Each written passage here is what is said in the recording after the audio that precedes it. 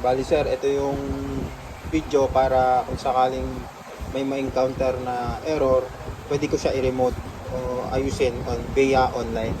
Bali sir, kunyari, naka-open na siya tapos gusto mo magpa-add ng games o kaya may aayusin tayo, pwede ko siya i-remote. Ang gagawin mo lang sir is lalagyan mo lang siya ng internet dito sa likod. May port kasi yan dito sir na internet. Yan, lalagyan mo lang siya dito. Yan, lagyan mo lang siya ng internet, then okay na yan. Tapos ang gagawin mo sir, pindutin mo lang tong tab, tapos kuha ka ng mouse, yan.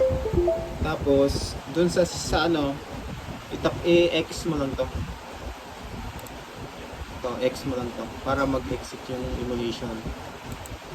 O kaya kuha ka ng keyboard, isaksak mo dito, Alt F4.